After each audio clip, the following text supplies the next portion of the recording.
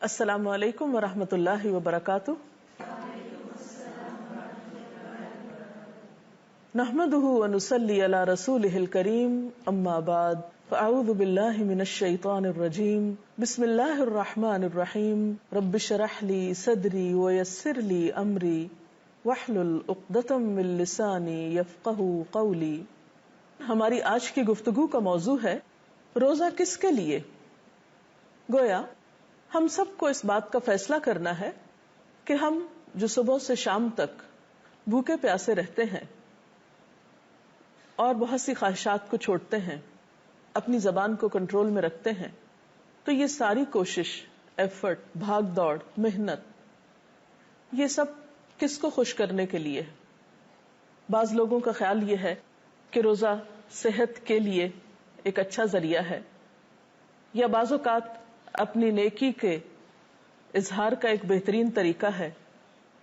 لیکن بات یہ ہے کہ روزہ دراصل اللہ رب العزت کے لیے، اس کی خوشنودی کے لیے. اسلام میں کوئی بھی نیک عمل، خواہ وہ چھوٹا ہو یا بڑا ہو، جب تک اس کے پیچھے نیت اچھی نہ ہو، اس کا کوئی اجر نہیں، اس کا کوئی فائدہ نہیں. اللہ سبحانہ وتعالی صرف ہمارے ظاہر کو نہیں دیکھتے، وہ ہمارے دل بھی دیکھتے ہیں، ہمارے سینوں کے اندر چھپی ہوئی نیتوں تک سے واقف ہیں. ایک حدیث میں آتا ہے کہ ان اللہ لا ينظر الى صورکم واموالکم ولکن ينظر الى قلوبکم واعمالکم. اللہ تمہاری صورتوں اور تمہارے مال کو نہیں دیکھتا، بلکہ وہ تو تمہارے دلوں اور تمہارے اعمال کو دیکھتا ہے. اور پھر اعمال بھی وہ جن کے پیچھے نیت اچھی ہو. وہ مشہور حدیث تو آپ سب نے سن رکھی ہوگی کہ انما الاعمال بالنیات، کہ یقیناً اعمال کا دار و مدار نیت پر ہے. نیت کسی بھی عمل کے لیے ایک بنیاد یا فاؤنڈیشن کی حیثیت رکھتی ہے.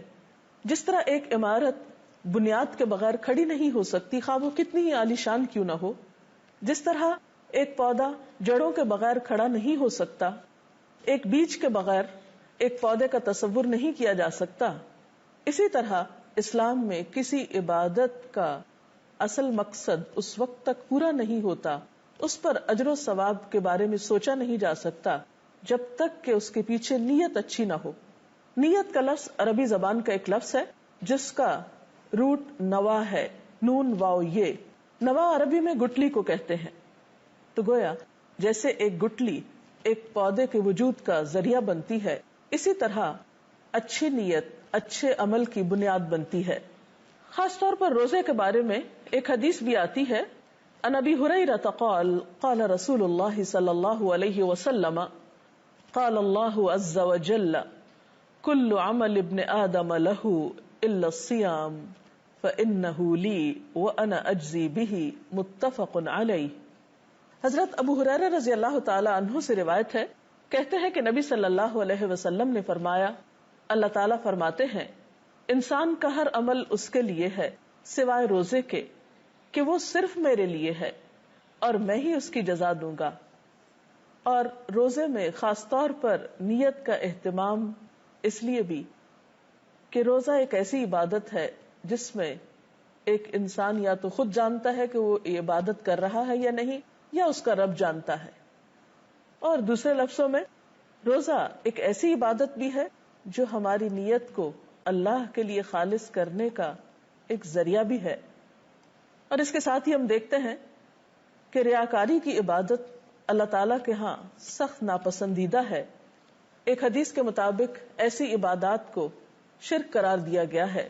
مسند احمد کی ایک روایت ہے، عن شداد بن اوس قال سمعت رسول اللہ صلی اللہ علیہ وسلم یقول من صلى يرائي فقد اشرک ومن صام يرائي فقد اشرک ومن تصدق يرائي فقد اشرک. حضرت شداد بن اوس رضی اللہ تعالی عنہ کہتے ہیں، میں نے رسول اللہ صلی اللہ علیہ وسلم کو فرماتے ہوئے سنا ہے، جس نے دکھاوے کی نماز پڑھی اس نے شرک کیا، جس نے دکھاوے کا روزہ رکھا اس نے شرک کیا، اور جس نے دکھاوے کے لیے صدقہ کیا اس نے شرک کیا. تو گویا اللہ سبحانہ وتعالی کی خوشی کی بجائے کسی اور کی خوشی ہو، یا جس میں انسان اس کے لیے اپنے عمل کو خالص کرنے کی بجائے دوسروں سے اس کی شہرت چاہتا ہو یا ناموری چاہتا ہو یا اپنی پاکیزگی کا کوئی دم بھرنا چاہتا ہو. نہیں، اسلام میں عبادت سراسر اللہ کی خوشی حاصل کرنے کا نام ہے. ایسی عبادت کا فائدہ کیا ہے؟ نبی صلی اللہ علیہ وسلم نے فرمایا من صام یوما ابتغاء وجہ اللہ بعدہ اللہ من جہنم. بہقی کی اس روایت کا مطلب یہ ہے کہ جو شخص اللہ تعالیٰ کی رضامندی کے لیے ایک دن کا روزہ رکھے گا اللہ تعالیٰ اس کو جہنم سے دور کر دے گا. تو گویا یہاں بھی جہنم سے دوری کی وجہ محض روزہ رکھنا نہیں ہے، بلکہ روزہ اللہ کے لیے رکھنا ہے. اور اللہ کے لیے رکھنے کا مطلب کیا ہے؟ اس کی رضامندی اور اس کی خوشی چاہنے کے لیے. ایک اور حدیث میں آتا ہے نبی صلی اللہ علیہ وسلم نے فرمایا جو شخص لا الہ الا اللہ کہے اور اسی پر اس کا خاتمہ ہو جائے تو وہ جنت میں داخل ہوگا. اور جو اللہ تعالیٰ کی خوشنودی کے لیے ایک دن کا روزہ رکھے، ایک دن کا، اور وہ اسی پر مر جائے، یعنی اس کے دل میں اور کوئی غرض نہیں تھی سوائے اپنے رب کی خوشنودی کے، تو وہ جنت میں داخل ہوگا. اور جو شخص اللہ تعالیٰ کی خوشنودی کے لیے صدقہ و خیرات کرے اور اسی پر اس کا خاتمہ ہو تو وہ بھی جنت میں داخل ہوگا. اب سوال یہ پیدا ہوتا ہے کہ پھر روزے کی نیت کیسے کی جائے؟ جیسا کہ آپ جانتے ہیں کہ نیت کا لفظ نوا سے، اور نوا گٹلی کو کہتے ہیں، اور گٹلی دراصل زمین کے اندر ہوتی ہے جب جا کر اس سے پودا نکلتا ہے. تو اسی طرح نیت کا تعلق انسان کے دل سے ہے. نیت دل کے ارادے کا نام ہے. اس کے لیے کچھ مخصوص الفاظ آپ صلی اللہ علیہ وسلم نے ہمیں نہیں سکھائے. اور نیت دراصل انسان کا اپنے شعور کے ساتھ خود اپنے ساتھ ایک وعدہ اور ارادہ ہے کہ میں یہ کام اللہ تعالیٰ کے لیے کرنے جا رہا ہوں. اب سوال یہ پیدا ہوتا ہے کہ نیت کس وقت کی جائے؟ تو روزہ رکھنے کی نیت روزے کا وقت شروع ہونے سے پہلے کر لینی چاہیے، کیونکہ حضرت حفصہ کی ایک روایت میں آتا ہے کہ نبی صلی اللہ علیہ وسلم نے فرمایا من لم یجمع الصیام قبل الفجر فلا صیام له. جس نے فجر سے پہلے روزے کی نیت نہیں کی اس کا روزہ نہیں. تو فرضی روزے میں روزے کی نیت فجر کے شروع ہونے سے پہلے کر لینی چاہیے. گویا جس وقت آپ کی سحری کا وقت ختم ہوتا ہے اس کے ساتھ ہی نیت شروع ہو جانی چاہیے. تو خلاصہ یہ ہے کہ انسان جو بھی اچھا کام کرے وہ دکھاوے کے لیے نہ کرے، لوگوں سے جزا پانے کے لیے نہ کرے، لوگوں کی تعریف چاہنے کے لیے نہ کرے، بلکہ اللہ کے لیے کرے. کیوں؟ اس لیے کہ سب کچھ تو ہمیں اسی نے دیا. ہمارے پاس جو کچھ ہے، ہمارا یہ جسم، ہمارے لیے کھانے کی نعمتیں، ہمارے لیے دنیا کی اور ان گنت نعمتیں، یہ سب کچھ کہاں سے ملی ہم کو؟ اللہ رب العزت کی طرف سے. اور جب ہم عبادت کرتے ہیں تو دراصل ایک طرح سے ہم ان نعمتوں کا شکرانہ ادا کر رہے ہوتے ہیں. اور اگر اس میں بھی ہم اس کے ساتھ اوروں کو شریک کر لیں تو وہ کس قسم کا شکرانہ ہے؟ تو بہرحال روزہ اللہ کے لیے، اللہ تعالیٰ ہی اس کی جزا دینے والا ہے. دکھاوے کا روزہ شرک قرار دیا گیا ہے. اور روزے کی نیت دل میں ہوتی ہے اور نیت کا وقت فجر سے پہلے تک کا ہے. اگر اس کے علاوہ نیت سے متعلق آپ کے ذہن میں کوئی سوال ہو تو آپ کر سکتے ہیں. جی آپ کیجیے سوال. میرا آپ سے سوال ہے کہ روزے کی نیت کا صحیح طریقہ کیا ہے؟ روزے کی نیت دراصل دل میں ہوتی، اور اس کا آپ کو پتہ کیسے چلے گا؟ مثلاً آپ رات کو جب سونے لگتے ہیں تو کیا سوچ کر سوتے ہیں کہ مجھے صبح روزے کے لیے اٹھنا ہے؟ تو گویا آپ نے نیت کر لی. آپ الارم لگاتے ہیں، پھر آپ صبح اٹھ جاتے ہیں، سحری کرتے ہیں. آپ کے یہ سارے اعمال اس نیت کے تابع ہیں. ایک تو روزہ رکھنے کی نیت اس طرح ہوگی. دوسرا یہ کہ جب آپ سحری کھا رہے ہوں اور آپ روزے کی حالت میں ہو تو اس وقت نیت کی مزید تجدید کر سکتے ہیں کہ میرا یہ عمل خالصتاً اللہ تعالیٰ کی رضا کے لیے ہے. اور خصوصاً اس وقت جب آپ کو بھوک لگی ہو یا آپ کو روزے کی وجہ سے کسی قسم کی کوئی دقت یا پریشانی ہو رہی ہو تو اس وقت اس تکلیف کے احساس میں پھر اللہ تعالیٰ کی خوشی کے لیے اسے اچھی طرح برداشت کر لیں اور اس کا تذکرہ نہ کریں اور اپنی حالت کو بھی بہتر رکھیں، کیونکہ جو کام اللہ تعالیٰ کے لیے کیا جاتا ہے وہ پھر خوبصورتی سے ہی کیا جانا چاہیے.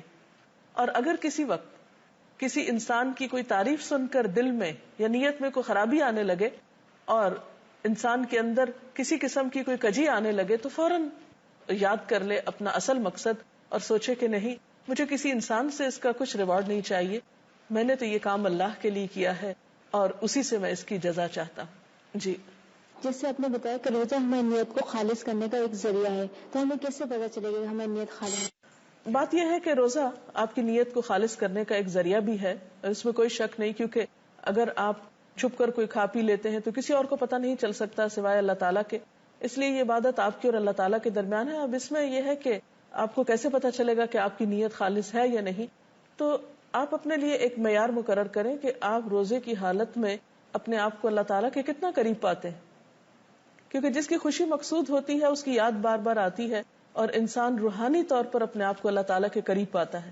تو جتنی زیادہ آپ کی نیت خالص ہوگی اتنا ہی زیادہ آپ کو اللہ تعالیٰ کا قرب محسوس ہوگا، اور آپ کے اپنے اندر ایک فرقان پیدا ہوگا. جیسے کہ ایک آیت میں آتا ہے کہ ان تتقوا اللہ یجعل لکم فرقانا، اگر تمہارے اندر اللہ کا تقوی ہوگا تو وہ تمہارے اندر ایک کسوٹی پیدا کر دے گا، ایک میزان پیدا کر دے گا. جیسے ایک تھرمامیٹر ہوتا ہے بخار کی حرارت کو ناپنے کے لیے، تو بالکل اسی طرح انسان کے اندر بھی اللہ تعالیٰ ایک ایسی سوچ اور ایک ایسا احساس پیدا کر دیتے ہیں کہ جس میں انسان اچھے برے کے فرق کو پہچاننے لگتا ہے. تو یہی فرقان آپ کو بتائے گا اور احساس آپ کو بتائے گا کہ آپ اللہ تعالیٰ کے کتنے قریب ہیں. اجازت چاہتے ہیں. اللہ حافظ. اجازت چاہتے ہیں. اللہ حافظ.